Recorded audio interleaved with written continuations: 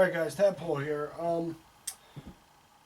Sorry, first of all there's going to be a little bit of an update. I just wanted to tell you guys how my week's gone and different plans that I have and everything.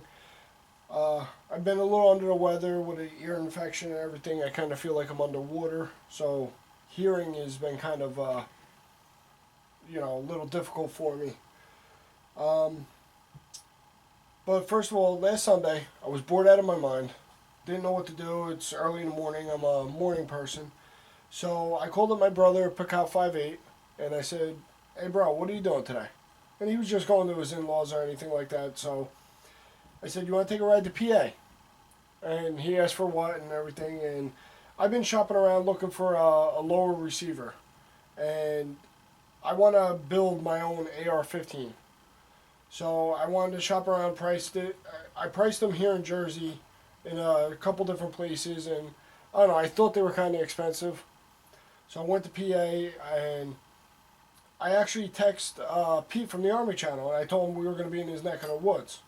And I explained to him what we were going to do. And so sure enough, he texted me back and said, "Why don't you pick me up?" He wanted to go to the store and check out different things anyway.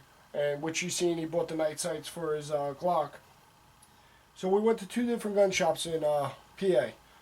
And he was a great host. He's a great guy to hang out with. I didn't take any videos. He didn't do videos. We were just hanging out. Like, it was me, my brother, Pickout58, and Pete. And we just hung out for most of the day, quite a few hours. And it was just fun. It was like just a bunch of guys hanging out, going to the gun shop. Granted, he was the only one allowed to carry, but, that's because we live in Jersey.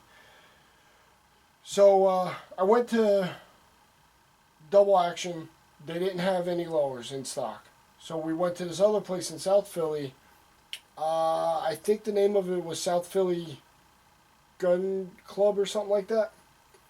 And they were really expensive on the lowers. The Spikes Tactical, they wanted $190. For Smith & Wesson M&P, they wanted $230 for it. I could get it cheaper here in Jersey.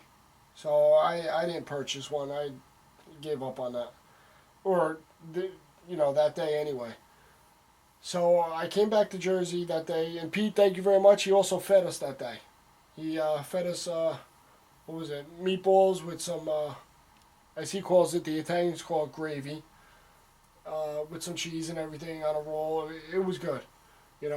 He's a great host, great guy. So came back to Jersey, went back to the following day on Monday, went to I'm sorry, I lied. It was Wednesday, yesterday. Went back to the gun shop here locally, checked out their lower receivers for AR-15. Now, this is a question for you guys. What is your opinion? They have three of them in stock. They have a DPMS for $160. They have a Smith & Wesson M&P for $170. But then they have the Black Rain for $230. And I kind of like the way the Black Rain looks. I'm just worried about spending $230 just on a stripped lower. There's nothing in it. It's just stripped. Because I want to build an AR-15 similar to what DJ Alkaline 1 is doing. Granted, his lower and upper set are a lot more expensive than what I was looking to pay for, stripped. But let me know what you guys think. Anybody out there that's actually built AR-15s, let me know, how they compare to each other, what you think. So that's where I left off with that. But Wednesday, when I went to the shop to check that out, I brought my little brother. He filled out his permit for his FID card here in Jersey, and he's expecting to get his FID card within the next 2 to 3 weeks. So he wanted to go and see if the shop that we go to, that me and my twin brother go to, has the gun he's looking at, if they have it in stock. If not, he was going to put money down and order it, and then when he gets his card in with his handgun permit, he would purchase it. So, sure enough, they got three of them in stock. They're not even out yet. Excuse me, they're not even in the case yet. They're still in the box, and I think the gun was about $400. It was like $380 with tax and everything. I'm sorry, it was like it was $400 plus tax and all that stuff, so it came out to like $430. So he put money down on it. I'm not going to tell you the gun because you're gonna, if you want to know what gun he's looking to get, you're going to have to wait until he gets it. You're going to have to go check out his channel at Lucky Spring 696. Now I'm going to leave a link down at the bottom of the video for everybody. So that's where I'm at. I want to do a AR-15 lower receiver. My little brother's buying a gun. Went to Pete's house. And there's a couple other things. Oh, I want to talk to you about, I got a contest that I'm going to be doing soon. I don't know when, because I don't know whether to tie all my money up into building the AR-15 or putting it towards the contest, because the contest that I want to do is going to be a little on the expensive side. And it's going to make somebody very happy. So I'm not sure how I'm going to divvy that up, because I know what I want, but I also want to give you guys back, because I haven't done a contest in a really long time, and I'm a little behind on that. So my AR might have to be put on hold for a little bit or try and divvy it up. But I want to show you guys, I got the Ridgeback rack. This is courtesy of my my good gay friend Ebomi. This is another gift that he gave me when we went to Minnesota that day. Now, as you guys know, the AR-15 that I have right now has a 20-inch barrel, has a full-length foregrip here, and the stock is fully extended. So this is actually quite small for the one that I have. So, Eric, I hope you don't mind. I'm thinking about giving it to my twin brother, Pacat, 5'8", because this is sitting basically lefty style. He has the left-handed AR-15, so you'll see the dust cover and all that. I'm thinking about giving it to him so he can mount it on his wall, and it would fit perfectly for him. I tried putting mine on there. It fits on there, but the problem is my gun overshadows this thing by a lot. You know, I might have to call Ridgeback Racks and have a custom one made for mine. So, Eric, thank you very much for that. The other thing that I recently picked up at one of the last gun shows I went to. Oh, by the way, I'll be going to another gun show in Oaks, PA on August 25th. I bought this knife. Some of you guys may or may not have seen it. I don't know if Eric showed his. He's got one also. You don't need to see that. Let me just get down to it. This is a 1911 knife. It actually has full-size 1911 grips on it.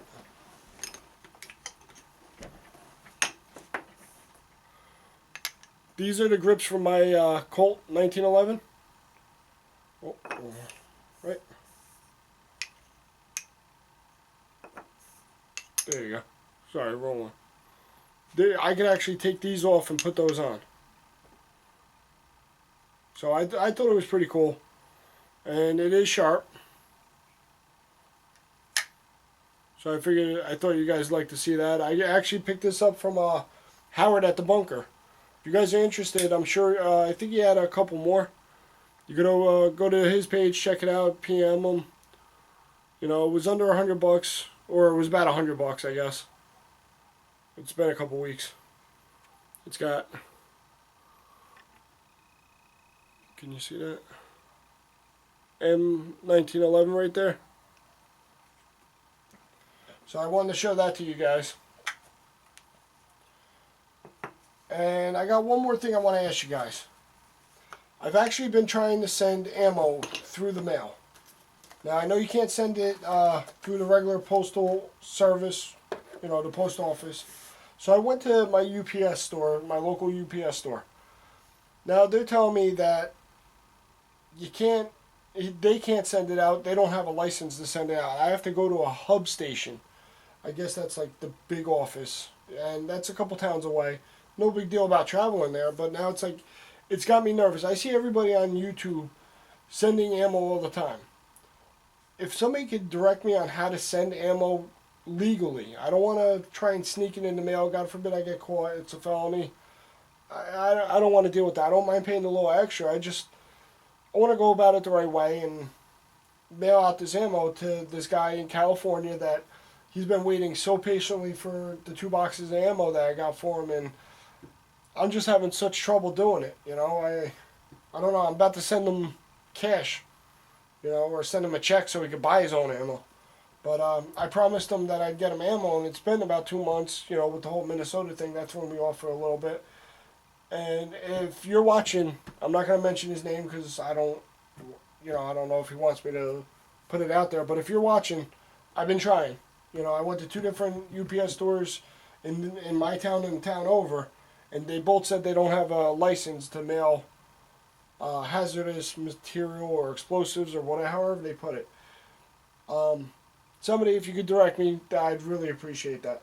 I don't want to take the chance of just mailing it and God forbid something happens and it comes back to me. All right, guys. Pretty much that's the update that I have. Check out the channels that I mentioned. They're great guys.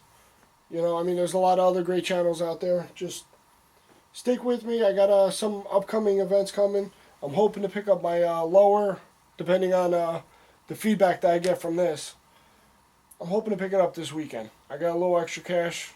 I'm hoping to pick it up this weekend and maybe purchase a couple things for my contest that's coming out.